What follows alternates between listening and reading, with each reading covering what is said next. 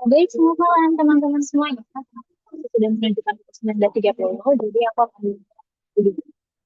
Oke, Bismillahirrahmanirrahim. Assalamualaikum warahmatullahi wabarakatuh.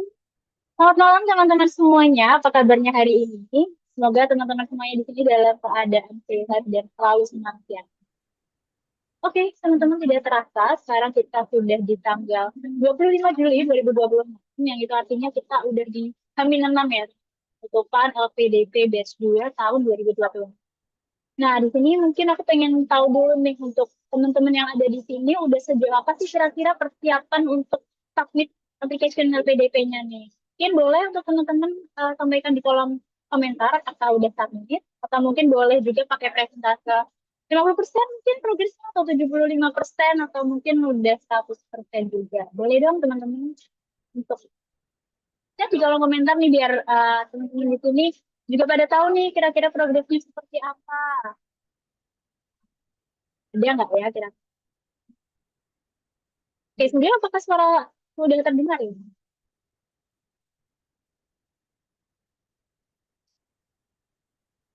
Oke, oke, karena belum ada nih teman-teman komen, semoga teman-teman di sini udah pada berprogres juga ya. Oke, mungkin aku langsung lanjut aja ya teman-teman. Sesuai tema webinar kita pada malam hari ini, yaitu One Step Closer to Finish Your LPDP Submission. Jadi, sebelum aku mulai, aku izin untuk perkenalan diri dulu ya, teman-teman. Mungkin beberapa teman-teman di sini udah pernah ketemu sama aku sebelumnya. Tapi buat yang belum pernah ketemu dan pertama kali, saya selamat malam teman-teman. Perkenalkan, nama aku Adelia. Di sini aku yang menjadi moderator yang akan membuat acara pada webinar hari ini. Lalu, teman-teman, malam hari ini kita akan membahas topik seperti yang udah aku sebutkan tadi, one step closer to finish your PDP Samsung. Dan untuk apa aja sih yang kira-kira akan kita bahas? Yang pertama kita akan tahu nih checklist kesiapan submit PDP. Kemudian kita akan tahu juga final review mengenai hal-hal penting yang harus diperhatikan sebelum teman-teman itu submit di LPDP. Dan ketiga, yang terakhir, kita akan tahu juga nih bagaimana strategi memperkuat persiapan studi melalui Letter of Acceptance or LOA. Oke, nah tentunya teman-teman hari ini kita akan ditemani oleh narasumber kita yang sangat luar biasa, yaitu ada Agu. Beliau merupakan MSc Data Science from Imperial College London. So, sebelum kita masuk ke sesi ini ya teman-teman akan ada sedikit informasi yang akan disampaikan oleh SNCT. Mungkin kepada Kak Hasna, apakah udah siap ya? Halo, selamat malam Kak Adel. Suaraku sudah masuk? Udah masuk ya? Ya, Hasna sudah ready? Oke, Oke, udah. kepada Kak Hasna Bentar ya. dipersilakan.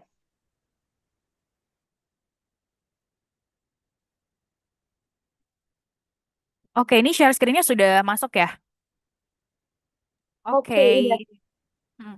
Oke, thank you Kak Adel. Selamat malam teman-teman semuanya. Thank you udah datang di free class pada malam hari ini ya.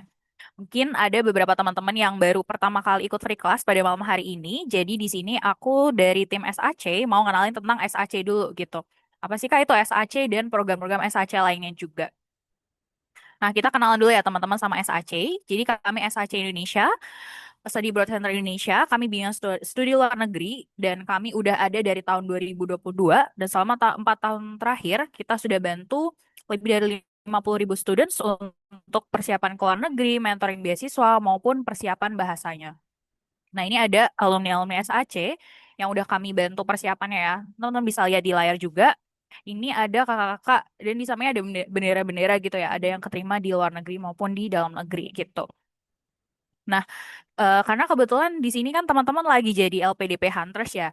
Kalau misalnya teman-teman nih sekarang lagi ngejar LPDP ataupun beasiswa lainnya, atau malahan teman-teman di sini ada yang baru mau ikut LPDP di batch selanjutnya gitu. Nanti boleh banget join ke grup yang ada ini ya, yang ada di layar. Ini grup info beasiswa. Jadi buat teman-teman kita biasanya share info-info tentang beasiswa dan juga kegiatan-kegiatan SHC lainnya. Itu teman-teman bisa scan aja barcode yang ada di sini, nanti langsung nge-link ke dalam grupnya. Nah, buat di SAC juga kita kenalan dulu ya sama programnya gitu. Yang pertama kita punya program agensi yang bisa bantu teman-teman untuk daftar ke universitas luar negeri. Cuman buat teman-teman yang kepo sama program agensi kami nanti akan dijelaskan lebih details ya. di sesi selanjutnya kayak gitu. Nah, untuk sistem pembelajaran sendiri kita ada online dan offline. Nah, kalau offline itu di mana sih Kak? Kalau offline itu di Semarang, teman-teman. Nah, untuk programnya tadi selain agensi, kita ada persiapan bahasa, mentoring beasiswa, sampai digital products. Kalau persiapan bahasa itu contohnya buat teman-teman yang mau studi ke luar negeri, itu kita ada kelas persiapan IELTS, atau yang mau daftar dalam negeri aja, itu kita ada kelas TOEFL dan ada kelas persiapan bahasa Inggris lainnya. Selain itu kita juga ada program mentoring beasiswa buat teman-teman, ini kan bentar lagi penutupan LPDP ya. Dan misalnya teman-teman ISEI-nya belum meyakini nih, kayak aduh Kak aku nggak tahu ini sebenarnya ISEI-ku udah oke atau belum, nanti kita juga provide program mentoring beasiswa LPDP. Jadi teman-teman nanti bisa chat ke Mini SAC kalau misalnya mau konsultasi terkait programnya, dan kita juga ada digital products gitu di study@sac.com, websitenya kami, yang mana itu ada contohnya IELTS dan TOEFL prediction. Nah, ini untuk yang digital product tadi ya teman-teman. Nah, ini untuk yang kelas persiapan bahasa, ada IELTS, TOEFL, dan lainnya. Nanti bisa disesuaikan sama kebutuhannya teman-teman. Nanti bisa konsultasi juga ke Mini SAC. Nanti kami bisa bantu arahkan teman-teman gitu, sesuai dengan kebutuhannya teman-teman di saat ini tuh targetnya mau apa gitu. Ini juga mentoring beasiswa, nggak hanya LPDP aja ya. Kita juga ada mentoring beasiswa lainnya juga. Jadi nanti teman-teman bisa konsultasi dulu aja kira-kira cocoknya ke program yang mana nih Kak, kalau misalnya aku mau ambil beasiswa A gitu. Ini kita juga ada LMS di study@sac.com ya. Nanti teman-teman bisa main-main aja gitu ke websitenya SAC. Nah, kalau yang tadi di kelas bahasa, untuk tutor dan mentor dari SAC itu semuanya lulusan luar negeri dan juga award-award di beasiswa ya. Ini teman-teman bisa lihat dulu juga profil-profil IELTS tutor kami.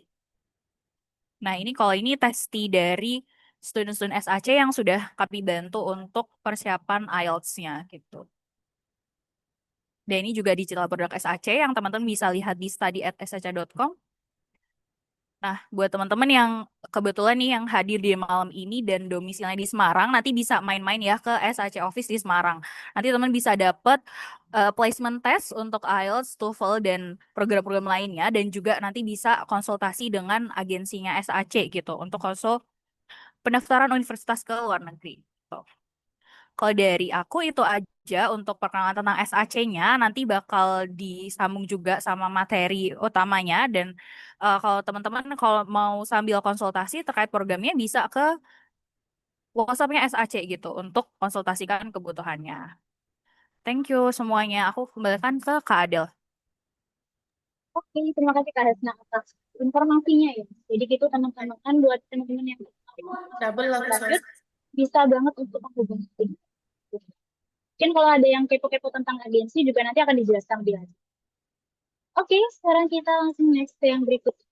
Kita akan ada sesi materi dari pemateri kita Kak Agung. Oke, sebelumnya aku mau sapa dulu Kak Agung. Hai Kak Agung, selamat malam Kak Agung. Oke, Selamat malam Kak Adel. Selamat malam teman-teman semua. Kak Agung gimana nih kabarnya hari ini? Wah, Alhamdulillah baik ya malam hari ini. Semoga teman-teman dan juga Kak Adel keadaan dalam keadaan sehat semua ya. Oke, Kak Agung sebelumnya terima kasih ya udah menyempatkan waktunya untuk hadir dan berbagi saya dan teman-teman. Oke, mungkin langsung aja ya Kak Agung untuk presensinya. Kepada Kak Agung dipersilakan. Oke, baik. Terima kasih Kak Adel. Selamat malam teman-teman semua. Aku mau share screen terlebih dahulu ya. Hmm,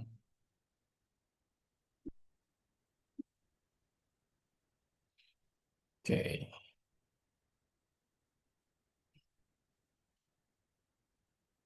Hmm, Oke, baik. Aku buka dulu ya. Bismillahirrahmanirrahim. Assalamualaikum warahmatullahi wabarakatuh. Selamat malam, teman-teman semua. Seperti yang sudah kita bahas di awal ya, bahwa hari ini merupakan H-6 penutupan pendaftaran beasiswa LPDP Batch 2 2026. Dan sesuai dengan tema kita pada malam hari ini, yaitu One Stop Closer. Sorry, One Step Closer to Finish Your LPDP Submission. Jadi malam hari ini kita akan membahas apa saja sih yang harus kita persiapkan untuk bisa submit pendaftaran beasiswa LPDP kita sebelum penutupan di hari Jumat tanggal 31 Juli besok.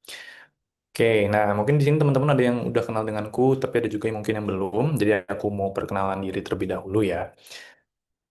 Oke, teman-teman, perkenalkan namaku Ahmad Agung Devi Putra. Di sini aku sebagai Education Counselor di Study Abroad Center Indonesia. Kebetulan, aku sempat melanjutkan studiku di Master's Degree di Data Science di Imperial College London dengan beasiswa LPDP. Jadi nanti kalau teman-teman ingin konsultasi terkait dengan persiapan lanjut studi ke luar negeri, termasuk apply ke university, dan juga terkait dengan pertanyaan dengan beasiswa LPDP juga bisa hubungi kita di WhatsApp SAC Agensi juga gitu. Oke. Nah, untuk materi kita pada malam hari ini, outline-nya sebenarnya simpel, teman-teman. Seperti yang sudah kita eh, sebutkan di awal, apa saja sih checklist-nya kesiapan submit LPDP. Dan nanti kita akan melanjutkan pembahasannya, yaitu terkait dengan final review, hal-hal penting yang perlu disubmit, yang perlu diperhatikan oleh teman-teman sebagai calon pendaftar ya, sebelum submit, dan juga strategi memperkuat persiapan studi melalui letter of acceptance. Feel free nanti kalau teman-teman ada questions yang ingin ditanyakan atau yang ingin disampaikan, mungkin boleh lewat chat box dan juga nanti kita ada sesi Q&A di bagian akhir gitu. Oke. Nah, ini kita akan masuk ke bagian pertama terlebih dahulu.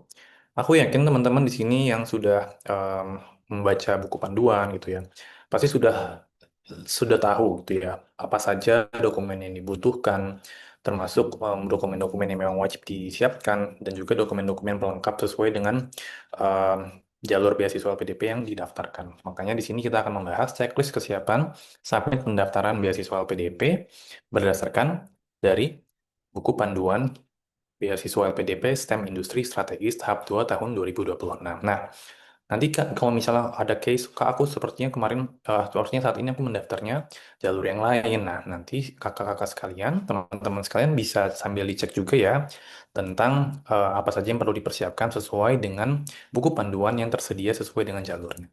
Nah, untuk kesempatan pada malam hari ini, kita akan fokus kepada dokumen-dokumen yang dibutuhkan berdasarkan dari buku panduan pendaftaran beasiswa PDP dengan jalur STEM industri strategis gitu. Oke. Nah, ini hanya sebenarnya recall ya teman-teman bahwa apa yang ditampilkan di layar sekarang merupakan persyaratan umum yang pastinya teman-teman sudah mengetahui seperti contohnya biodata diri, isi lengkap dengan formulir online-nya, kemudian KTP gitu ya, dan juga ijazah. Terus Kak, kalau misalnya ada aku belum lulus, kira-kira bisa daftar atau enggak? Nah, kalau misalnya belum lulus, yang penting udah ada surat keterangan lulusnya itu masih bisa daftar. Yang penting disesuaikan dengan buku panduannya. Nah, selanjutnya kalau sudah graduate atau sudah wisuda, itu pasti akan teman-teman sudah mendapatkan yang namanya ijazah serta transkrip nilai. Transkrip nilai ini yang asli ya. Kak, kalau misalnya aku lulusan luar negeri gimana? Nah, kalau misalnya lulusan luar negeri, misalnya jenjang S1-nya sebelumnya di luar negeri, atau mungkin S3 nih mau melamar S3 di APDP, tapi sebelumnya S2-nya di luar negeri gitu. Jangan lupa pastikan teman-teman sudah membuat dokumen pengantaran ijazah dan konversi IPK ya dari Kemenristek maupun Kemenang. Nah, itu akan disesuaikan dengan ini ya, dengan universitas juga yang teman-teman daftarkan sebelumnya gitu. Nah, terkait dengan sertifikat bahasa asing asli yang masih berlaku, ini ada beberapa ya teman-teman. Kalau pada umumnya itu bisa TOEFL, kemudian itu ada juga PTE Academic, terus juga ada IELTS pastinya ya, ada IELTS. Nah, kalau sekarang tuh ada Duolingo juga ya. Nah, nanti teman-teman bisa dicek di situ, Duolingonya itu skornya minimumnya, if I'm not mistaken, is like 120 gitu. Nah, nanti teman-teman bisa cek. Kalau untuk jenjang masters berapa, jenjang doctoral berapa. Pastikan teman-teman selain dari dokumennya sudah masih valid, yang penting juga skornya juga sudah sesuai minimum. Tidak menyentuh bare minimumnya lah ya. Misalnya minimumnya 6.5 ya udah 6.5 minimum. Lebih dari itu juga boleh untuk IELTS-nya gitu. Nah, terkait dengan surat pernyataan elektronik ini perlu disetujui pada saat teman-teman akan melakukan submission untuk aplikasi beasiswa LPDP-nya. Kak, ini ada di buku panduan semua, jadi ini kita hanya sedikit recall aja apa saja sih yang sebenarnya dibutuhkan untuk checklist ya sebagai dokumen persyaratan umumnya gitu. Oke, lanjutkan. Nah, mungkin ini ya teman-teman yang perlu di-share kalau terkait dengan checklist esai dan dokumen substansi akademik. Kalau di jenjang magister dan juga doktor, itu minimum untuk rencana kontribusinya adalah 1.500 sampai 2.000 kata. Pastikan teman-teman menuliskan esainya itu menyesuaikan dengan panduan yang ada di sini. Dan juga pastinya teman-teman perlu menyesuaikan dengan kontribusi nyata di industri tertentu, diutamakan dengan bidang STEM atau industri strategis. Jadi ada beberapa poin di situ, ada 8 poin, termasuk terkait dengan hilirisasi, digitalisasi, maritim, manufaktur maju, dan lainnya gitu. Dan kalau misalnya teman-teman sini ada yang ingin mendaftar PhD untuk jenjang doktor gitu ya, doktor, itu juga ada proposal penelitian, nanti bisa dicek juga. Proposal penelitiannya terdapat judul, latar belakang, rumusan masalah, tujuan, terus juga kelogisan, sampai di akhir ada daftar kerusakan. Nah, kalau untuk jenjang doktor itu perlu ada ya, tapi kalau untuk jenjang magister itu tidak. Jadi nanti bisa dicek, teman-teman ini mendaftarnya untuk jenjang magister kah, atau jenjang doktornya. Gitu. Oke. Selanjutnya, nah ini mungkin teman-teman checklist dokumen berdasarkan kriteria kategori. Nah, kalau misalnya teman-teman berasal dari jenjang dari CPNS atau mungkin PNS, TNI, Polri, pastinya teman-teman perlu mengunggah atau mengupload surat usulan resmi yang telah ditandatangani eselon tingkat 2 ya, bidang SDM. Serta juga yang SK jabatan terakhir jika teman-teman memiliki jabatan fungsional gitu. Terus kalau misalnya jenjangnya mendaftar beasiswa PDP-nya untuk pendanaan parsial gimana Kak? Kalau misalnya yang pendanaan parsial, pastikan teman-teman sudah mengunggah surat pernyataan tanggung jawab mutlak atau SPTJM yang menyatakan dana yang parsialnya tadi, selain dari APDP kan ada parsial 50%-nya ya, itu bukan berasal dari APBN maupun APBD. Gitu. Lalu bagaimana dengan yang kewirausahaan dan industri kreatif? Kalau di sini teman-teman, kalau di beberapa tahun lalu tuh kita memang sudah dituliskan langsung ya bahwa terdapat proposal. Nah nanti di sini juga teman-teman perlu mengunggah proposal rencana pengembangan bisnis teman-teman ya 5 sampai 10 halaman dan juga surat pernyataan komitmen yang diketahui oleh rektor maupun dari dekan. Terkait dengan yang afirmasi, beberapa nih teman-teman, kalau untuk yang afirmasi itu ada hal yang perlu diperhatikan ya. Contohnya kalau misalnya dia dari daerah afirmasi, berarti ada dokumen tambahannya seperti KTP maupun KK yang menyatakan em, teman-teman sebagai penduduk asli dari daerah afirmasi tersebut yang masuk ke dalam list LPDP ya. Lalu juga surat keterangan disabilitas seandainya teman-teman mendaftar dari untuk penyandang disabilitas dan juga surat pernyataan orang asli Papua untuk putra-putri Papua. Ini harus ada dokumennya, jadi teman-teman bisa sambil dicek saat ini teman-teman sudah menyiapkan ini semua atau belum. Disesuaikan dengan pendaftaran yang teman-teman pilih gitu. Oke. Nah, ini kita masuk langsung ke bagian yang kedua gitu.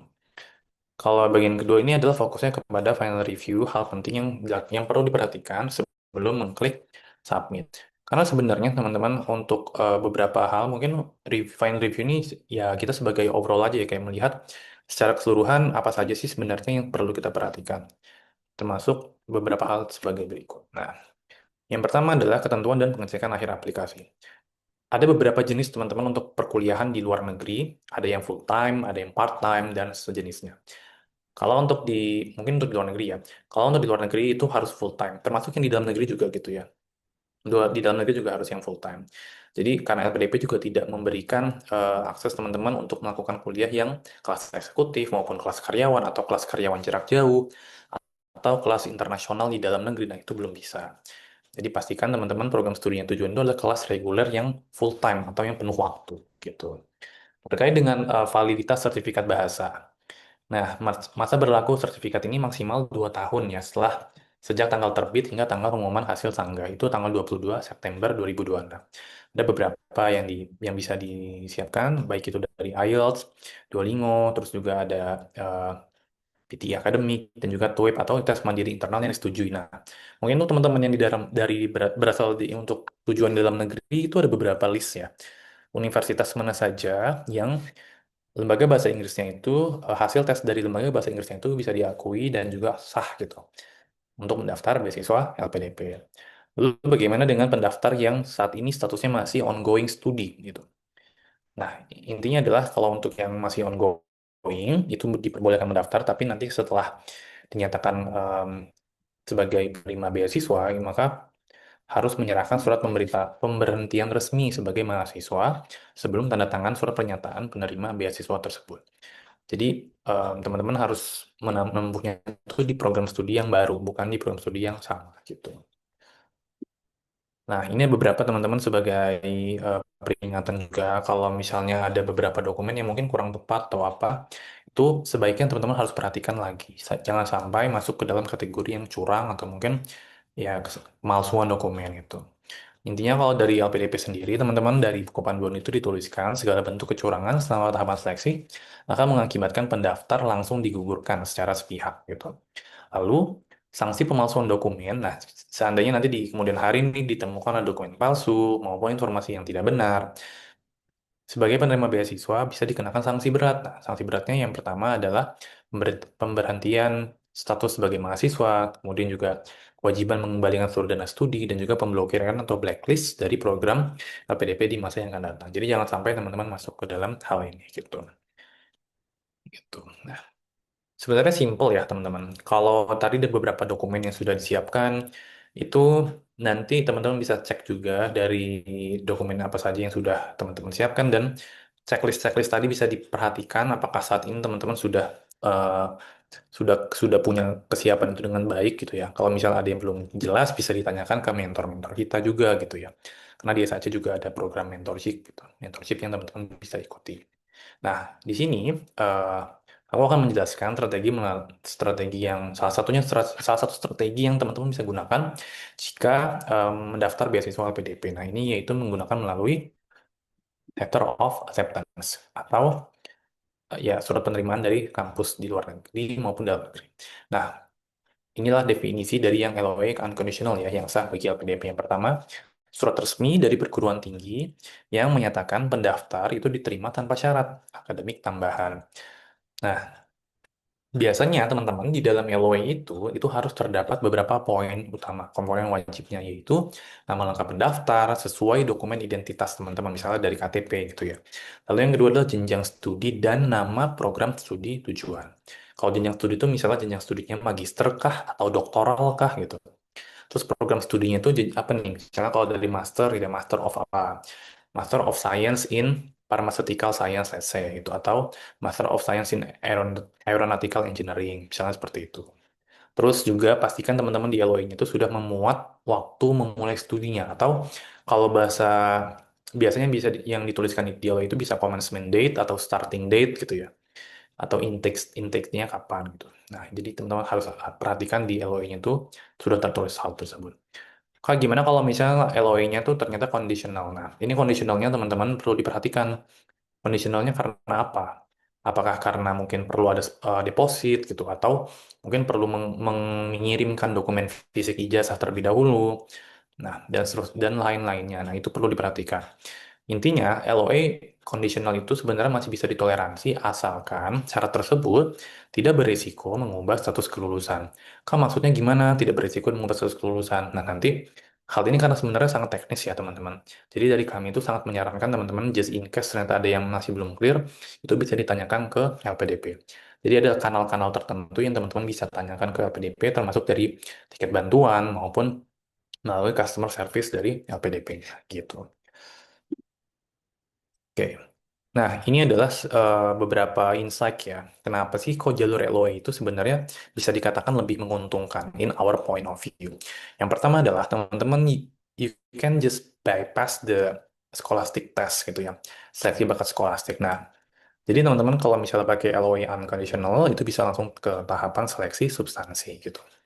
Terus kalau dilihat dari LOI sudah ada, otomatis kan teman-teman langsung fokus ke pilihan kampus yang sudah clear, yang teman-teman sudah ingin tuju ke sana gitu. Jadi langsung bisa, eh, misalnya kalau dalam menuliskan esai, itu bisa langsung fokus ke satu universitas serta program studinya gitu.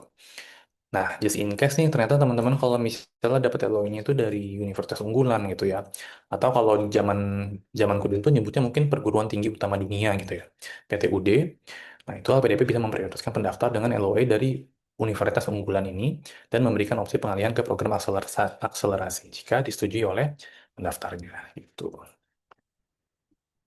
Oke. Nah, teman-teman perhatikan yang hal ini. Kalau misalnya LOI conditionalnya itu belum ada waktu misalnya sekarang mulai kuliahnya tuh biasanya itu kalau di UK ya, for example, itu UK di September 2026. Tapi ternyata teman-teman pengen lanjut kuliahnya itu sebenarnya tuh September tahun depan 2027. Nah, pastikan teman-teman sudah memiliki surat penundaan atau deferral deferral statement, apapun deferral statement ya dari university teman-teman yang menyatakan bahwa LOE yang sekarang itu sebenarnya masih berlaku, tapi memang kuliahnya dimulainya di tahun yang akan datang, bukan yang di tahun sekarang, di tahun 2026 gitu.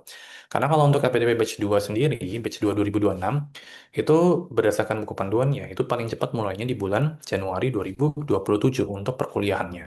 Jadi pastikan teman-teman LOE-nya itu kalau misalnya sudah unconditional, diperhatikan dari intake studinya, apakah sudah masuk ke tahun yang akan datang di tahun 2027 atau masih sekarang, atau masih tahun 2026. Kalau masih di tahun 2026, maka LOE-nya itu perlu tambahan dokumen lain, yaitu surat penundaan perkuliahan yang resmi dari pihak university tujuan. Gitu. Oke, itu mungkin tadi ya kita sudah bahas 3 poin. Nah, kemudian kira-kira bisa nggak sih dari SAC itu bisa bantu nggak sih Kak untuk dapetin LOE dari top university di luar negeri? Jawabannya pasti bisa teman-teman. Karena sekarang itu kita sudah bermitra dengan banyak universitas di luar negeri, termasuk di beberapa negara yang ada di UK, ada di Australia, kemudian ada juga di Eropa, kemudian ada juga di US gitu. Nah, kita akan coba informasikan ke teman-teman semua nih. Oke. Jadi layanan dari salah satu layanan dari SAC adalah SAC Agency. Teman-teman di sini bisa kita bantu untuk pengurusan visa dan juga pertanyaan LOE dulu, baru nanti kita bantu untuk pengurusan visanya. Dan ini free consultation teman-teman. Jadi nanti teman-teman bisa melakukan konsultasi gratis dengan kita, baik itu secara online maupun secara offline. Dan kita nanti bisa bantu teman-teman juga untuk pengurusan visa student ke negara tujuan studi teman-teman. Dan mungkin ini sebagai catatan tambahan buat teman-teman, kita juga akan memberikan benefit pre-departure briefing sampai memberikan reimbursement untuk medical check-up gitu. Dan kita adalah satu-satunya agen Indonesia yang mengcover terkait dengan hal ini. Gitu. Ini adalah alumni-alumni kita yang tahun lalu ya, itu sudah lanjut studi ke negara tujuan studinya, ada ke UK dan juga ke Australia. Dan ini adalah daftar universitas partners kita. Nah, bermitranya dengan banyak universitas, teman-teman. Kalau misalnya teman-teman perhatikan, ini adalah di Amerika Utara. Di North America itu kita ada di 2 negara, ada di US dan juga di Kanada. Kalau di US, salah satu top university-nya di mana, Kak? Ada di Johns Hopkins University. Jadi teman-teman kalau untuk beasiswa LPDP, terus teman-teman pengen lewat jalur yang universitas unggulan misalnya gitu ya, terus salah satunya bisa ke Johns Hopkins University. Kita bisa bantu nanti sesuai dengan kita cek dulu teman-teman ingin apply-nya ke university, sorry di jurusan apa. Karena kita ada beberapa fokusnya ke beberapa jurusan gitu. Terus kalau misalnya ke university yang lain bisa nggak Kak? Misalnya ke Oregon State University itu bisa, lalu juga ke University of Arizona. Lalu kalau di Kanada di mana Kak? Karena nih teman-teman Kanada ini kadang somehow ya in our perspective tuh belum banyak yang tahu ternyata salah satu university yang bagus juga ya, negara tujuan studi yang bagus juga kalau di Kanada. Di Kanada bisa juga kita ke Langara College, kemudian ada juga di University of North British Columbia gitu. Lalu juga ada University of Windsor dan lain-lainnya. Nah, selanjutnya ini ada beberapa negara lainnya. Contohnya tuh kalau ke UK dan juga ke Australia.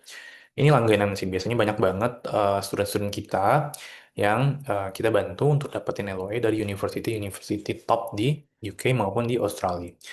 Kalau di UK, salah satu top tier yang itu ada di mana, Kak? Ada di University of Birmingham, University of Sheffield, University of Edinburgh, kemudian ada juga Newcastle University. Kak, kalau misalnya aku mau ke jurusan, let's say, aerospace engineering or something gitu, yang related terkait dengan kedirgantaraan, bisa nggak, Kak? Bisa, teman-teman. Itu ada di Cranfield University juga. Gitu. University of Cranfield ya. Lalu juga ada di Goldsmith dan university-university lainnya. Nah, ini banyak banget kalau di UK itu masuk ke dalam Russell Group. Sedangkan kalau di Australia itu namanya masuk ke Group of Eight. Group of Eight ini juga top tier university yang ada di Australia. Kita bisa bantu teman-teman ke University of Sydney, University of New South Wales, dan juga Monash University, serta universitas lainnya yang tersebar di Australia. Gitu.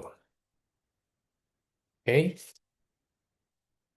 Selanjutnya ini ada juga ke Swiss, teman-teman. Just in case kalau misalnya teman-teman ada rencana lanjut studi ke Swiss, yang mana kalau di Swiss itu most likely jurusan yang relevannya adalah masuk ke dalam hotel management school maupun berkaitan dengan culinary gitu ya. Nah, ini juga culinary arts academy, kemudian ada juga BHMS, ada juga Swiss Hotel Management School gitu. Jadi kalau misalnya teman-teman mau lanjut studinya ke bidang tersebut, itu bisa kita arahkan ke university yang ada di Swiss. Kalau ke Eropa, itu ke universitasnya di mana aja. Kalau di Eropa banyak teman-teman, termasuk nanti kalau misalnya teman-teman ingin lanjutnya ke Irlandia, Trinity College Dublin, for example, atau mungkin ke University of College Dublin, gitu. Itu di Irlandia itu bisa. Lalu kalau di Prancis juga ada beberapa university yang bermitra, ada juga EU British School, ada kalau di itu juga bisa di Sweden. Terus Kak, kalau di Netherlands atau Belanda bisa nggak? Bisa juga. Di Wageningen, for example, atau di University of Amsterdam, itu bisa. Nanti teman-teman bisa hubungi kita juga gitu untuk melihat daftar listnya. Atau waktu menanyai, Kak, aku mau daftar ke sini, kira-kira bisa dibantu. Itu ada beberapa university, contohnya teman-teman ada di Singapura dan juga ada di Malaysia gitu. Di Singapura juga banyak teman-teman, contohnya ada di SIM Global Education maupun di Kartens Singapura.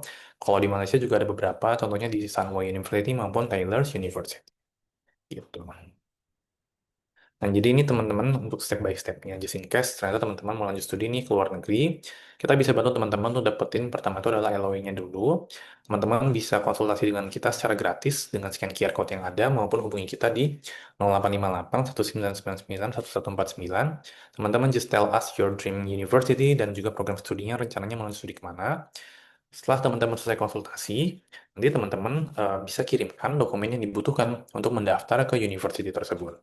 Setelah dokumen dikirimkan, teman-teman just sit back and relax saja, karena kita yang akan menghandle proses aplikasi ke university tujuan teman-teman.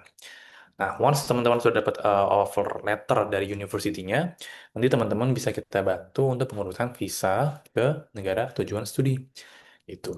Kak, benefitnya apa aja kalau dibantu dari SAC Agency? Benefitnya adalah teman-teman, yang pertama ini prosesnya sangat mudah. Jadi teman-teman you just need to tell us your dream university and then prepare the documents that you can use to apply to the university. Nah, kita juga menyediakan application fee waiver, di mana banyak universitas yang bermitra dengan kita itu sudah mendapatkan, teman-teman akan mendaftarkan application fee waiver ya ke university tujuan di luar negeri. Terus juga kita akan bantu teman-teman untuk sampai mendapatkan visa approval dari negara tujuan studi teman-teman. Dan yang terakhir adalah teman-teman pastinya akan mendapatkan medical check up fee reimbursement. Di mana teman-teman kita adalah agen satu-satunya yang mengcover terkait dengan biaya tes kesehatan untuk pengurusan visa ke negara tujuan studi sebagai student. Nah, ini syarat dan ketentuan juga berlaku, jadi teman-teman just let us know aja, nanti teman-teman mau lanjut studinya kemana, gitu. Nah, ini kurang lebih dokumen yang dibutuhkan, ada ijazah serta transkrip akademik, kemudian ada yang pastinya ya teman-teman ada IELTS maupun TOEFL IBT Certificate. Menurutku, IELTS maupun TOEFL IBT Certificate itu sebagai gerbang utama teman-teman untuk melanjutkan studi ke luar negeri. Contohnya tadi teman-teman, kalau sekarang LPDP itu tidak mewajibkan pendaftarnya untuk mengunggah dokumen hasil tes bahasa Inggris. Namun pada faktanya eh, itu bisa dilakukan jika teman-teman sudah mendapatkan LOA unconditional, di mana untuk mendapatkan LOA unconditional, teman-teman masih butuh persiapan, masih butuh dokumen hasil tes IELTS maupun TOEFL IBT yang memenuhi persyaratan gitu. Jadi, Kak, kalau kayak gitu berarti aku bisa apply LPDP tanpa IELTS dong? Jawabannya bisa, selama teman-teman sudah mendapatkan LOA unconditional, di mana proses mendapatkan LOA unconditional itu teman-teman butuh IELTS maupun TOEFL IBT yang skornya memenuhi persyaratan. Lalu selanjutnya adalah CV, curriculum vitae atau profil diri ya. Jadi bisa dibuat dalam dokumen ATS maupun Europass. Lalu untuk beberapa university itu teman-teman tetap butuh yang namanya recommendation letters. Most of the time ini dibutuhkan untuk mendaftar ke beberapa university yang ada di UK. Most of the time itu ke UK universities yang tersebar di seluruh UK. Terus kalau ke Australia perlu nggak recommendation letters? Itu nanti kita akan cek ya. Biasanya itu tidak perlu. Termasuk terkait dengan essay maupun motivation letter. Dan sebagai dokumen identitas internasional, teman-teman bisa menyiapkan yang namanya paspor. Gitu. Oke, nah ini teman-teman untuk proses pendaftarannya. Jadi intinya adalah kita bisa bantu teman-teman once teman-teman sudah memberikan mengirimkan dokumen yang dibutuhkan. Nanti kita akan bantu untuk proses aplikasinya dan waktu tunggunya sekitar 2 sampai 5 minggu sampai mendapatkan letter of acceptance. Kak, berarti kalau sekarang masih keburu atau enggak? Kalau sekarang sebenarnya kita sudah Hamin 6 ya, tadi sudah disampaikan. Nah, ada beberapa university yang kadang LOE-nya itu bisa lebih cepat daripada 2 minggu itu. Nah, kalau untuk jenjang master bisa jadi bisa lebih cepat, tapi kita tidak bisa langsung bilang, oh ini bisa nih. Nah, karena pada umumnya 2 sampai 5 minggu. Kak, kalau PhD gimana Kak? Kalau PhD tahapannya sebenarnya jauh sedikit lebih panjang ya. Karena kalau PhD teman-teman, kita bisa bantu LOE teman-teman untuk jenjang PhD once teman-teman sudah mendapatkan approval dari calon supervisor di universitas tujuan teman-teman. Gitu deh. Nanti teman-teman juga kita bisa bantu untuk pengurusan visa sampai berangkat ke negara tujuan studinya. Nah, terus gimana Kak next step-nya? Nanti teman-teman bisa sambil diperhatikan, bisa proofread essay. Kalau Kak sekarang kan H-6, kira-kira masih cukup nggak ya waktunya kalau untuk proofread essay dengan mentor? Nah, itu nanti teman-teman bisa konsultasikan ke tim kita di mentorship ya. Karena nanti teman-teman bisa lihat jadwal dari mentor kita. Jadi teman-teman bisa mendapatkan banyak feedback dari mentor kita gitu ya. Atau mungkin kalau teman-teman mau apply ke eh, ada teman-teman lainnya yang sesama pendaftar juga mungkin bisa gitu.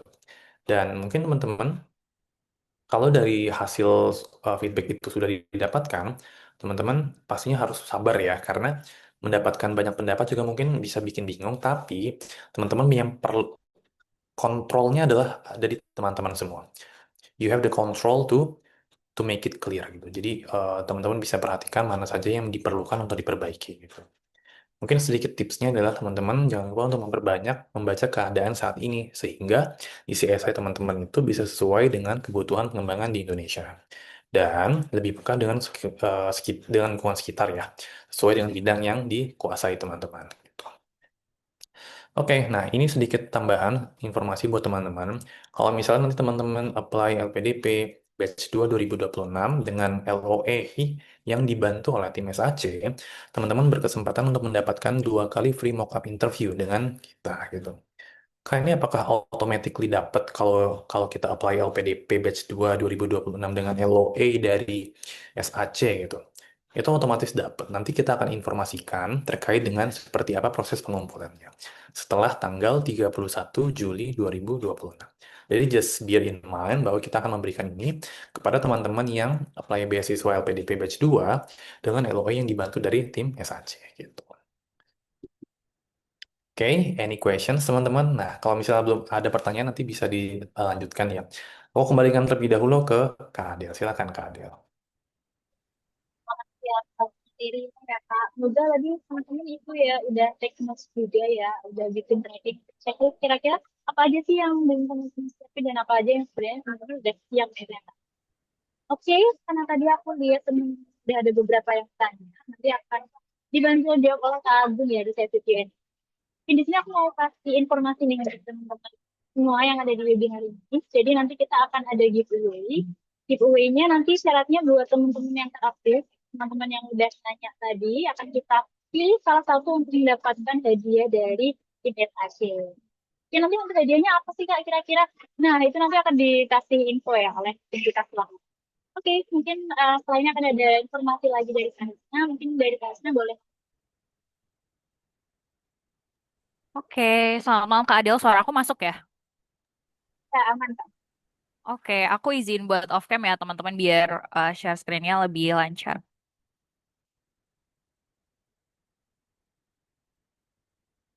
Oke, halo teman-teman, kembali lagi sama aku dari SAC Team. Tadi teman-teman udah dengerin ya materinya dari Kak Agung gitu. Dan karena ini kan H-6 penutupan LPDP ya, jadi jangan lupa untuk checklist dokumen-dokumen dan hal-hal lainnya yang diperlukan gitu sebelum nanti LPDP-nya ditutup. Dan buat teman-teman yang misalnya masih butuh ini ya diyakinkan dari misalnya contohnya IC-nya atau masih membutuhkan bimbingan gitu nanti bisa lewat SAC juga karena kita ada program LPDP mentorship. Lewat LPDP mentorship bisa apa aja sih Kak? Nanti teman-teman bisa konsultasi melalui sesi mentoring sama mentor one on one. Terus juga kalau misalnya teman-teman udah nyelesain IC-nya nih atau tinggal dikit lagi dan butuh di proofread sama mentor nanti bisa langsung aja ini ya langsung ke mini SAC gitu buat ambil program LPDP mentorshipnya SAC gitu. Dan untuk teman-teman yang ambil LPDP mentorship di bulan ini nanti juga dapat bonus nih buat dapat AI essay review senilai 49.000. Jadi nanti teman-teman dapat review dari mentor plus dari AI-nya SAC juga. Nah, ini buat teman-teman juga yang mau ambil proofread IC-nya AI SAC, ini juga bisa ambil. Nanti langsung scan barcode yang ada di sini juga. Tapi buat teman-teman yang ikut di free class malam hari ini, nanti bisa ya aktif di sesi Q&A nanti, karena nanti dari tim kita juga bakal milih ya siapa yang paling aktif di webinar pada malam hari ini dan dapetin free proofread IC AI-nya dari SAC. Nah, selain itu kita juga ada program TBS buat teman-teman yang ini ya LPDP-nya pakai TBS nanti bisa siapin TBS-nya. Kita ada paket soalnya dan juga kelas pembahasan sama kita juga ada mock-up interview gitu, kelas simulasi interview sama mentor-mentornya juga gitu. Nah, ini buat one on mock-up-nya. Startnya di 175 aja, nanti bisa disesuaiin ya dari mentornya juga sesuaiin sama misalnya jurusan atau target kampus yang teman-teman ambil gitu. Nah, ini juga kita ada mockup AI SAC. Jadi teman-teman kalau misalnya mau ambil mockup dengan mentor plus dengan AI nanti juga bisa ya. Atau tergantung preferensi teman-teman nih mau ambil yang mana dulu gitu. Nah, ini kita juga ada PhD Bootcamp ya, buat teman-teman yang lagi siapin S3 gitu, dan butuh dibimbing kira-kira apa aja sih Kak yang perlu disiapkan gitu untuk mengejar PhD gitu. Nah, ini juga bisa ikut PhD Bootcamp di SAC, ini startnya di bulan Agustus, jadi sebelum kelasnya mulai, teman-teman bisa secure seat-nya di barcode yang ada di layar ya, nanti bisa scan aja atau ke mini SAC dulu. Nah, ini buat teman-teman yang domisili di Semarang juga, kalau misalnya mau ambil kelas persiapan bahasa di SAC, kita juga provide ada kelas TOEFL, IELTS, dan kelas-kelas lainnya. Nanti bisa mampir ke SAC Office atau konsultasi dengan media SAC juga dulu. Nah, ini buat teman-teman yang em, dalam waktu dekat ini juga mau ambil TOEFL ITP Official di bulan Juli, atau misalnya mau jadwal yang awal Agustus, bisa gitu lewat SAC. Dan karena teman-teman hadir ya di free class pada malam hari ini dapat tambahan diskon juga gitu buat TOEFL ITP official-nya. Nanti langsung scan barcode yang ada di sini dan klaim diskonnya ke Mindi SAC. Nah, yang terakhir kita ada TOEFL dan IELTS prediction ya. Ini buat teman-teman yang contohnya mau ambil TOEFL dan mau kerjain prediction-nya dulu, nanti bisa kita ada 10 paket prediction di 99K aja. Atau teman-teman yang cobain IELTS prediction dulu, nanti juga bisa ada yang all skills atau ada yang partial juga. Jadi nanti bisa dikonsultasikan kebutuhannya lewat barcode yang ada di layar ini. Nanti bisa scan aja ya. Nah, kalau misalnya teman-teman nih ambil program di SAC, dan ajak teman-temannya pastinya nanti dapat reward juga dan kalau misalnya teman-teman sebelumnya udah pernah ambil program di SAC dan mau ambil program lain atau program tambahan nanti juga pastinya dapat reward nanti bisa bilang aja ya ke Mini SAC gitu kalau sudah pernah ambil program di SAC dan nanti bisa claim rewardnya juga. Nah, ini kita move ya. Ini alumni-alumni SAC ya teman-teman yang udah kami bantu persiapannya. Jadi siapa tahu nanti next teman-teman yang jadi alumni-nya SAC gitu. Nah, oke, nanti buat setelah ini kan ada sesi Q&A. Jangan lupa teman-teman untuk nanya ke Kak Agung karena nanti dari tim kami bakal ini ya milih siapa yang dapat free proofread AI dari SAC hari ini. Oke, thank you so much teman-teman semuanya. Boleh lanjut langsung ke sesi Q&A ya. Aku kembalikan lagi ke Kak Adel. Thank you.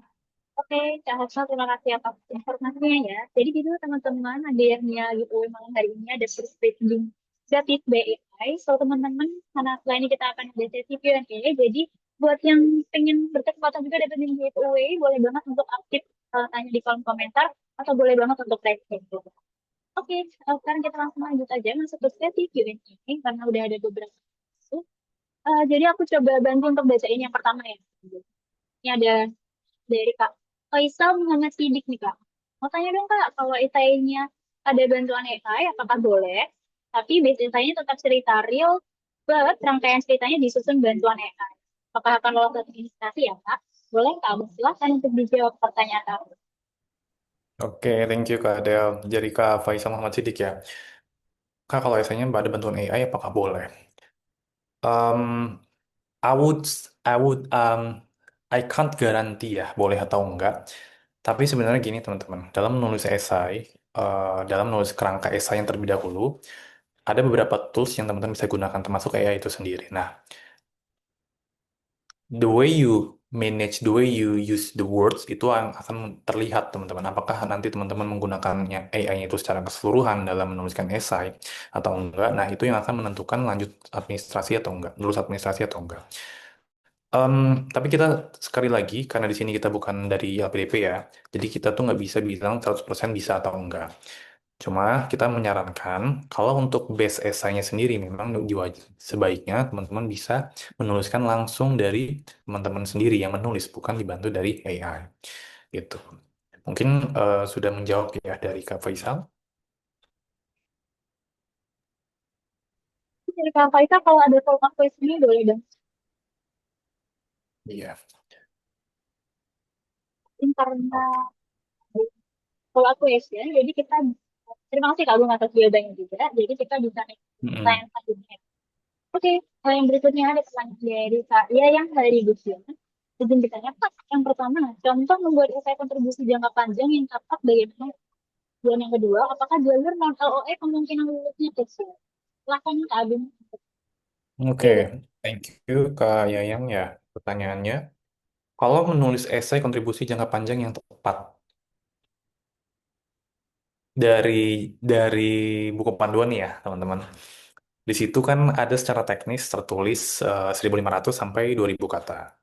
Nah, dari 1.500 sampai 2.000 kata, teman-teman bisa targetkan dulu nih. Pertama, misal mau maksimalin banget 2.000 kata gitu, atau jangan terlalu mepet lah, 1.900, 1.950 kata misalnya seperti itu. Nah, nanti itu bisa dibuat breakdown kalau untuk kontribusinya itu seperti apa. Tergantung teman-teman sebagai ultimate goals-nya itu nanti ke depannya mau mau ngapain.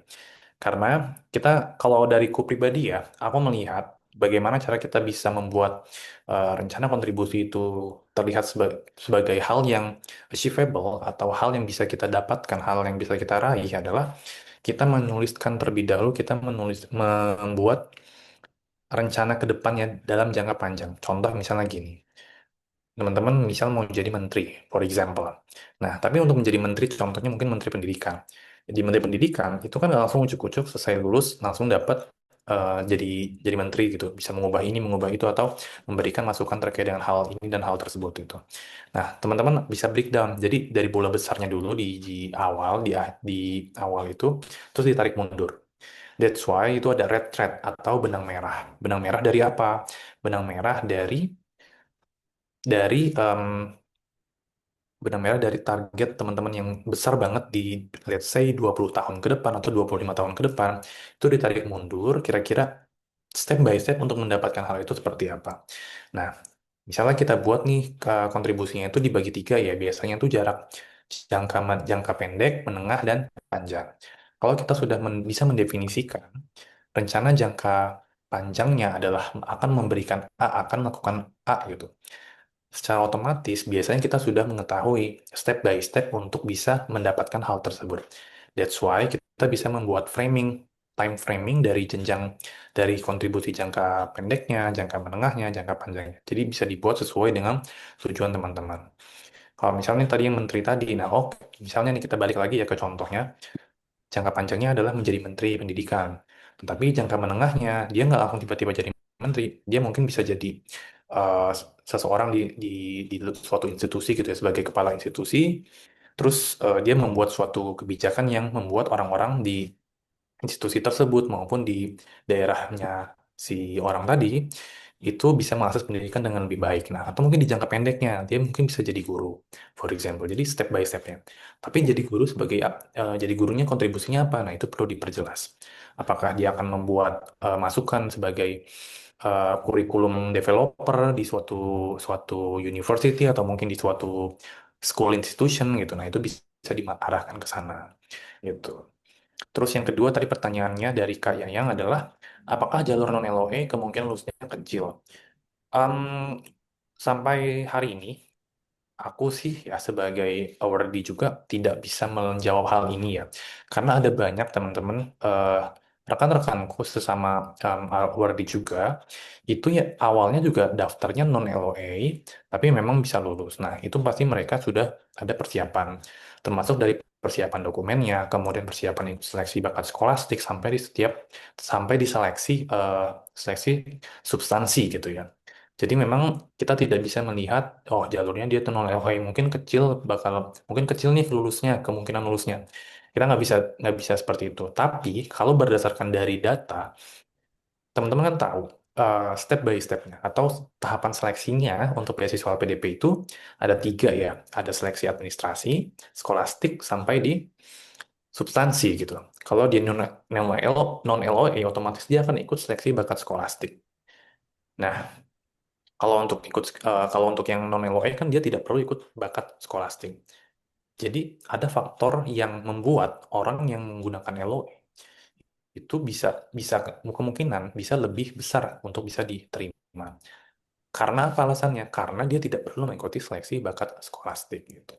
Jadi intinya kalau dia jalur non LOE maupun LOE itu semuanya punya peluang yang sama untuk lulus, namun tahapan seleksi yang dilalui itu berbeda. Gitu. Semoga menjawab ya, Kak. Ya.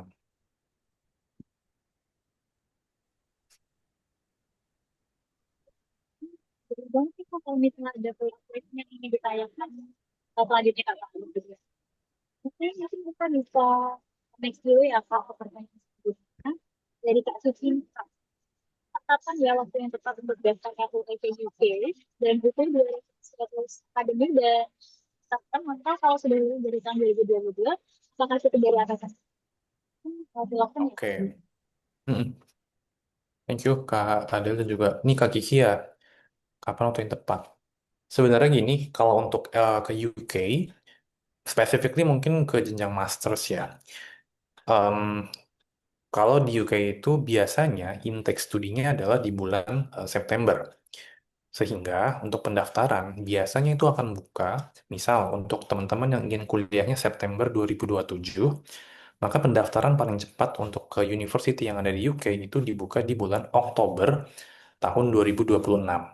Berarti dibukanya adalah di bulan Oktober 1 tahun sebelum waktu studi dimulai gitu.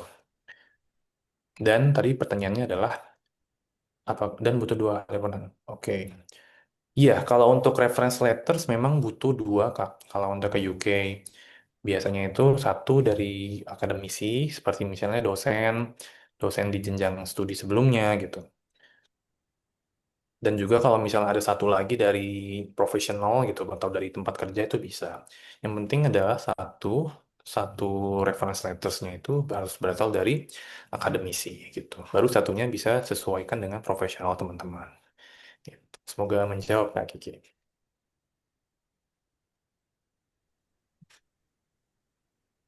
Jadi ya Kak Adel kalau tesnya dipraktik dia ya.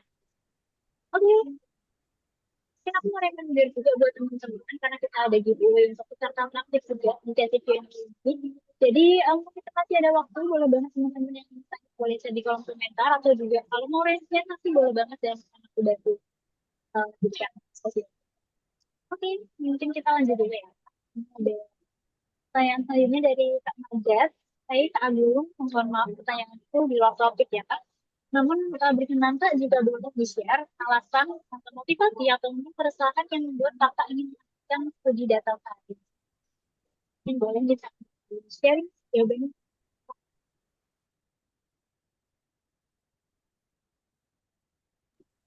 Oke, thank you Kak Adel dan juga Kak Madat.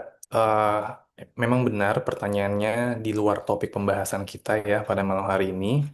Mungkin aku sedikit aja menginformasikan untuk Kak Madat dan juga rekan-rekan kenapa aku ada rencana lanjut studi kemarin itu ke data science.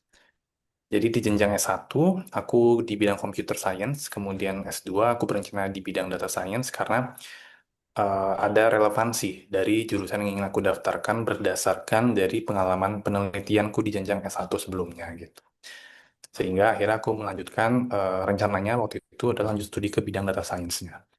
Kebetulan di Imperial College itu ada spesifik bidang yang memang aku ingin pelajari, yaitu terkait dengan environment data science, environmental data science, and machine learning. So that's why I pursue my master's at Imperial College gitu.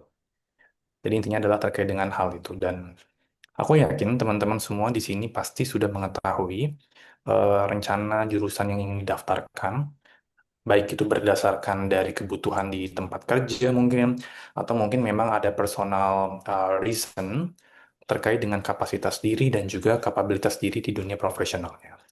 Dan nanti kalau misalnya teman-teman ingin melanjutkan terkait dengan apakah Kak sebenarnya ini sudah sesuai belum ya, aku mendaftar ke jurusan ini, dan juga apakah memang sudah cocok aku mendaftar ke jurusan ini sesuai dengan background studiku. Nah, itu yang pertama, teman-teman, kita ada dua opsi. Yang pertama bisa mentoring dengan mentor kita, maupun nanti bisa konsultasi dengan kita di agensi, supaya nanti kita akan lihat.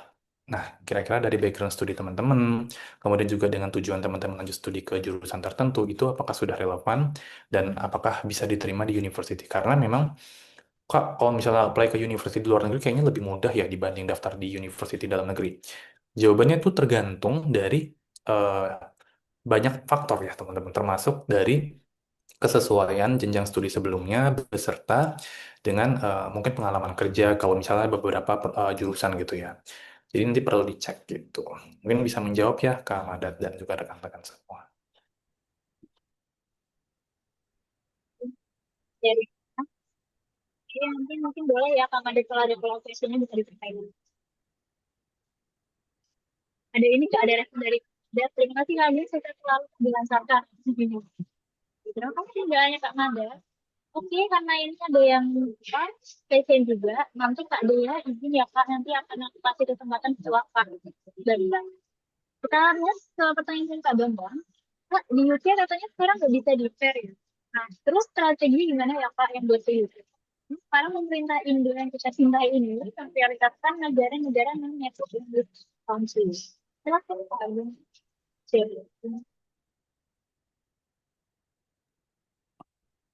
Ini pertanyaan dari Kak Bambang ya, Kak Adel. Iya betul ya. Nggak bisa differ. Ada beberapa kampus memang dia tidak bisa differ sih Kak.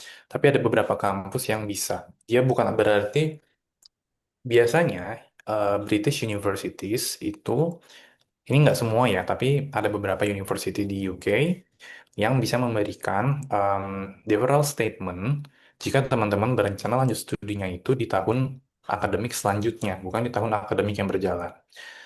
Kalau terkait dengan apa di UK bisa nggak bisa defer atau nggak, ada beberapa university yang memang eh, secara gamblang menyatakan mereka tidak bisa melakukan defer sehingga kakak-kakak sekalian diminta untuk mendaftar ulang di academic admission di tahun selanjutnya begitu. Jadi memang perlu diperhatikan universitinya mana aja. Mungkin menjawab ya, Pak Adam? Oke, terima kasih Kak Bambang. Kita Hmm. ini Kak Dea yang udah presiden, ada Kak Dea, boleh ya dipersilakan untuk on. Kakak sebelumnya suara saya kan dengar nggak ya? Terdengar, Kak Adam? Oke, mungkin dari Kak Dea, dari Revin, boleh banget nih Kak untuk ini. Oke, Halo, Assalamualaikum, Kak Adel, selamat Kak silakan Agung. Kak. Iya, makasih banyak Kak Adel atas kesempatannya. Aku mohon maaf untuk saat ini aku off cam dulu ya, karena baru banget pulang, belum pakai jilbab. Apa namanya? Iya, Kak Agung, aku mau nanya. eh jadi kan aku tuh udah ada kayak reference letter sebenarnya. Apa sih kayak recommendation letter dari tiga dosenku, dua profesor, satu dosen PhD gitu kan. Ah, Nah, kira-kira kalau untuk aku nanti PhD itu reference letter itu too much nggak ya kalau aku apa namanya upload ketiganya atau hanya salah satu aja atau gimana gitu. Ditambah aku kan nanti mau ngambilnya yang targeted ya, yang PNS itu, PNS TNI Polri itu. Nah, itu kan nanti ada surat apa namanya dari eselon 2. Nah, kira-kira untuk surat eselon 2 itu way much better dari SDM atau langsung dari direktur kita aja gitu. Karena eh, sebelum-sebelumnya ada yang dari direktur, ada yang dari SDM, tapi aku nggak tahu nih mereka udah apa succeed atau justru fail gitu di LPDP-nya gitu. Karena aku nggak paham. Itu mungkin teknikal ya untuk administrasi. Itu pertama. Terus untuk kedua terkait apa namanya yang sedang aku lakukan sekarang. Jadi sekarang tuh aku masih ngoprek-ngoprek ini nih Kak, masih ngoprek-ngoprek proposal research gitu kan. Ini tuh jadi kayak maju mundur terus karena aku kayak ya nggak pede ini sebenarnya aku perlu nggak ya angkat topik ini setelah didiskusikan oleh beberapa bersama teman-teman yang lain ataupun sama profesor aku tuh kayak kok ini nggak nemu ya kira-kira apa namanya urgensitasnya gitu. Novelty-nya mungkin ada tapi urgensitasnya belum gitu kan. Jadi aku tuh kayak masih maju mundur tapi aku kan tipenya pengennya research proposal dulu nih yang kelar baru ngejalanin yang apa kayak eh apa bikin esai gitu kan atau personal statement atau apa esai kontribusi dah.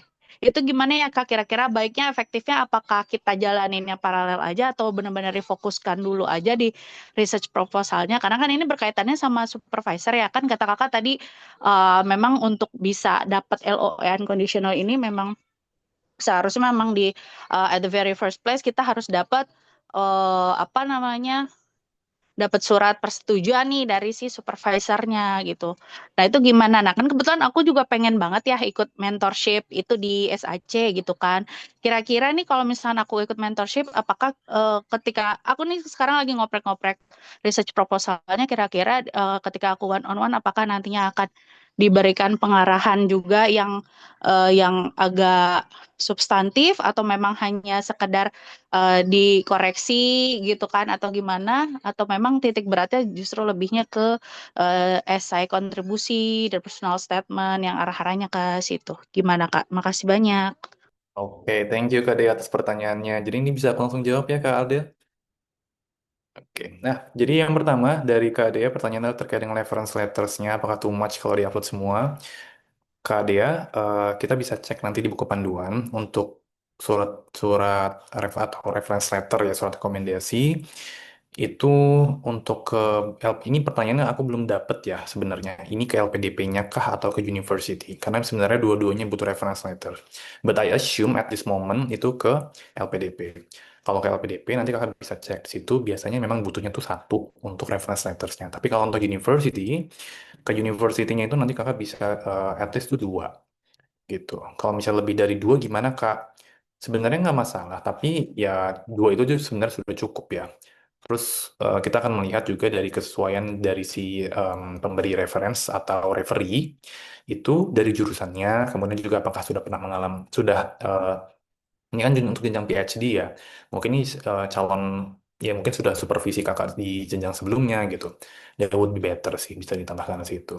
Kemudian yang kedua, pertanyaan adalah terkait dengan surat eselon 2. Kak, karena ini sangat spesifik ya terkait dengan instansi.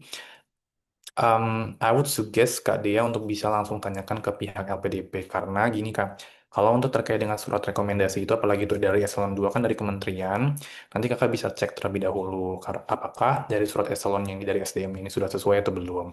Dan kita perlu cek apakah dari pihak LPDP sudah menyetujuinya atau memang ada yang perlu diperbaiki gitu. Jadi nanti saran kami adalah Kakak bisa tanyakan langsung ke pihak LPDP terkait dengan surat eselon 2-nya itu. Lalu terkait dengan kalau misalnya kakak merasa seperti masih bingung nih, apakah topik risetnya yang Kak Dea angkat, yang kakak, yang Kak Dea rencana akan angkat di dalam penelitian PhD-nya nanti ini, apakah akan ada novelty-nya atau mungkin kira-kira ini sebenarnya sudah sesuai atau belum terkait dengan topik risetnya sesuai atau belum dengan fokus dari Indonesia saat ini gitu ya.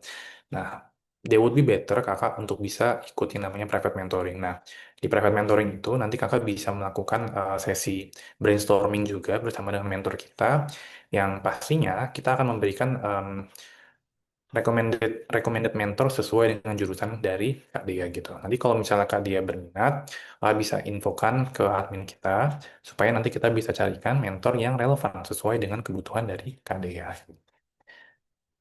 Mungkin dariku seperti itu Kak Dia dan juga Kak Adel, semoga menjawab ya. Oke Kak, terima kasih Kak Agung atas jawabannya. Makasih Kak Anytime. Adel. Tadi ada, tapi Kak, kita bisa move lagi nih Kak, masih ada dari Kak Yayang tadi Destian, ini keluar question. Hai Kak, untuk dokumen yang perlu diupload, surat keterangan dari pimpinan lembaga, instansi atau perusahaan sesuai dengan ketentuan untuk program dokter. Ini yang dimaksud apakah dari pimpinan tempat kerja atau dari pimpinan tempat perencanaan sertifikasi. Ya, Kak Agnes ya. Oke, thank you Kak Adel dan juga Kak Yayang ya. Again, karena ini sebenarnya kan sangat sangat teknikal banget ya, teman-teman. Dan di situ juga memang mungkin kakak perlu menjelaskan ini maksudnya itu dari apakah dari pimpinan tempat kerja maupun dari pimpinan tempat rencana disertasi. Kalau dilihat dari statementnya, surat keterangan dari pimpinan lembaga, instansi atau perusahaan sesuai dengan ketentuan. Nah, kalau di situ kan ada kata-kata sesuai dengan ketentuan. Nah, berarti kita perlu baca kembali dari buku panduan yang ada di situ. Dan kalau misalnya memang di buku panduan Kak ya yang belum menemukan nih relevansinya apakah ini masuknya ke instansi atau mungkin tempat kerja maupun dari pimpinan tempat rencana disertasinya, they would be better kalau kakak nanti langsung tanyakan ke pihak LPDP-nya. Karena untuk saat ini SAC belum belum bermitra langsung dengan LPDP ya, sehingga jawaban terkait dengan teknikal itu perlu langsung ditanyakan oleh student ke pihak LPDP-nya, begitu. Atau kalau misalnya kakak ingin tanyakan terkait dengan siapa sih kak, ada nggak mentor yang berpengalaman terkait dengan bidang PhD termasuk terkait dengan teknikal ini, di mentor kita juga ada ya Kak Adel, nanti bisa ditanyakan ke tim kita supaya nanti kakak bisa mendapatkan pengalaman yang relevan dan langsung dari mentor-mentor kita di jenjang PhD begitu. Semoga menjawab ya Kak Yaya. Jadi gitu ya untuk Pak. Mungkin nanti kalau kita butuh arahan atau mentoring yang lebih relevan dan lebih jangkauan seperti apa di jurusan apa nanti boleh banget disampaikan ke tim investasi. Ini bisa ada yang coba. Ini mungkin kita ke last question ya Kak. Ini bisa tambahan dari Kak. Ke last question. Saya mau tanya nih Kak. Untuk selain itu substansi interview dengan panelis, pengalaman Kak Agung sendiri itu waktunya berapa lama ya Kak? Dapat 1 jam Kak? Boleh nih Kak. Oke, ini aku sedikit sharing bahwa sebenarnya teman-teman jawaban dari pertanyaan ini aku belum bisa share karena aku sudah menandatangani ada yang namanya itu informasi yang dikaitkan dengan wawancara LPDP itu bersifat konfidensial. Jadi mohon maaf Kak Faisal untuk pertanyaan ini belum bisa aku jawab ya.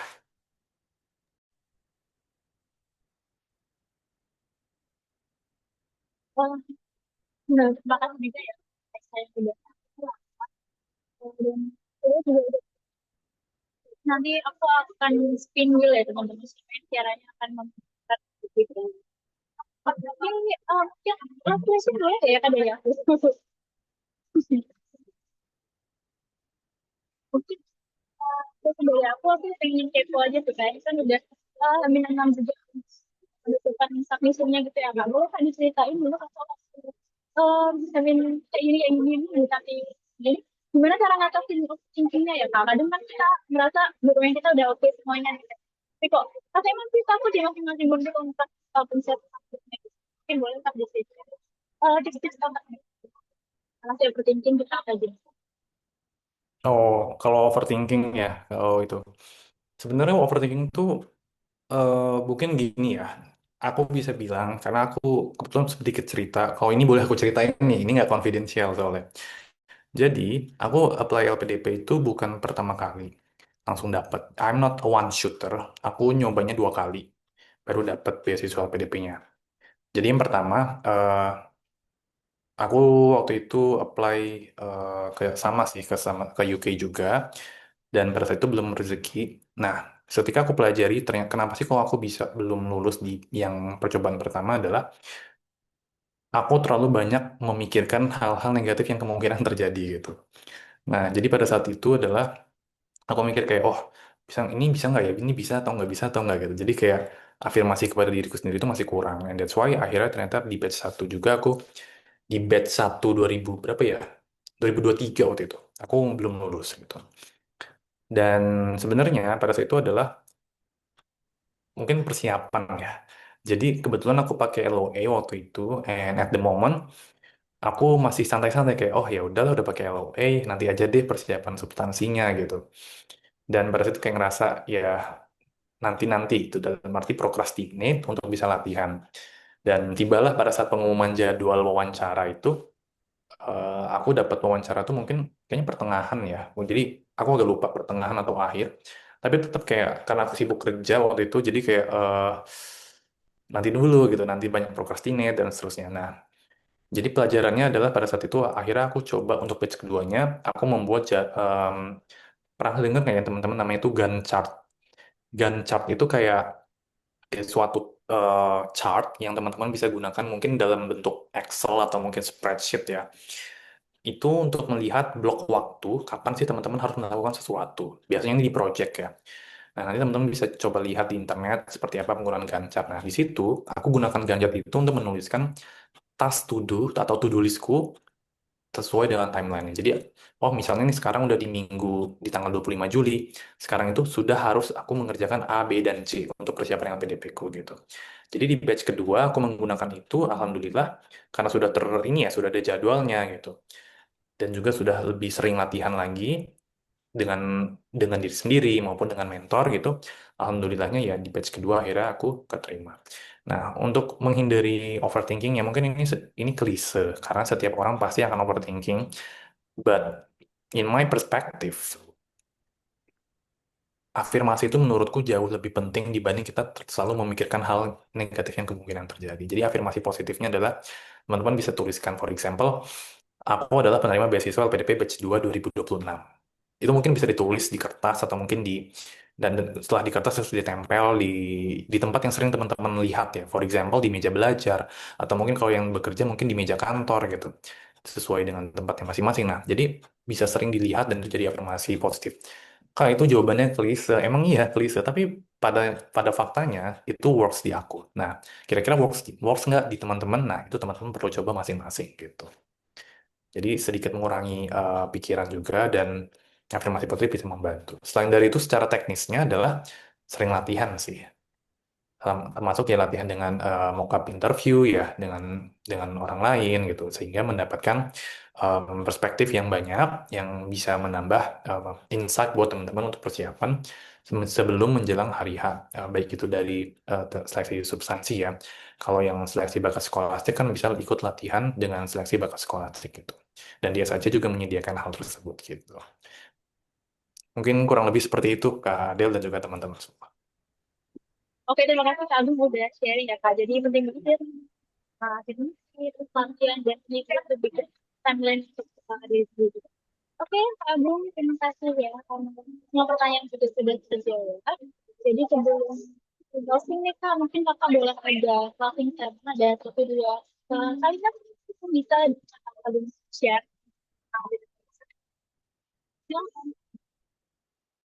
Oke, closing statement ya. Wow. Apa ya? Closing statement mungkin gini sih, teman-teman. Apapun yang teman-teman persiapkan sekarang, ini merupakan salah satu privilege ya, karena teman-teman sudah sadar bahwa apa yang ingin teman-teman dapatkan nantinya itu bisa teman-teman kembangkan sebagai kontribusi untuk negara kita, untuk Indonesia. Dan ketika nanti teman-teman mendapatkan hasil dari seleksi ya, administrasi, substansi maupun administrasi, skolastik maupun substansi, itu adalah buah dari perjuangan teman-teman sejak sejak kemarin, saat ini maupun di masa yang akan datang. Jadi tetap semangat teman-teman dan kita dari Study Abroad Center Indonesia siap membantu teman-teman untuk bisa menjadi awardee beasiswa PDP selanjutnya gitu. Study Abroad Center Indonesia, your dream education starts here. Thank you, Kak Adel.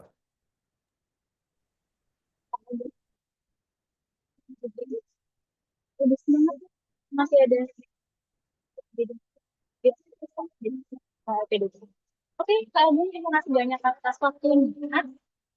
Aku di sini mau share ini juga ya. Lab virtualnya, boleh teman-teman juga untuk share lab virtualnya. Dan terima kasih banyak nih Kak Agung. Semoga materi yang tadi disampaikan bisa membantu teman-teman juga nih untuk lebih tahu bagaimana tracking teman untuk siapa PDP-nya besok. Dan semoga juga tahun ini bisa menjadi tahun teman-teman juga untuk berrezeki ya, harus berbagi PDP.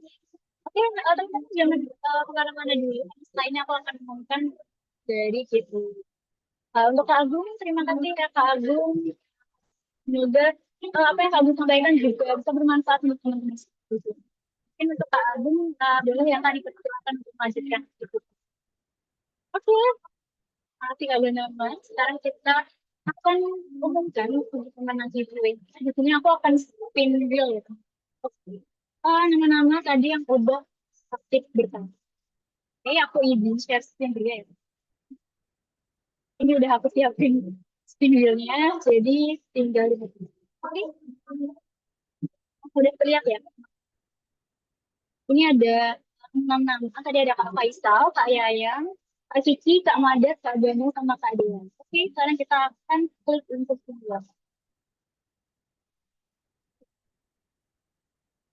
Oke, siapa nih? Kak Cici atau Kak Madat? Oke. Oke. Selamat untuk Kak Cici sudah memenangkan giveaway dari tadi. Itu ada Reading by AI sekitar 49. Oke, mungkin untuk Kak Cici kalau ini boleh langsung hubungi tim SAC di s.id strip Windy strip SAC gitu ya. Baik, terima kasih Rara atas kehadirannya malam ini. Sekali lagi aku ucapkan semangat untuk anak semua yang akan apply di rilis 2020.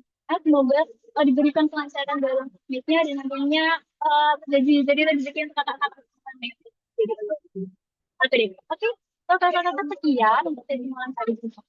Di sini saya selaku moderator, mohon maaf jika ada kesalahan kalimat.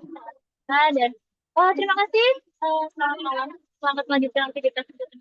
Assalamualaikum warahmatullahi wabarakatuh.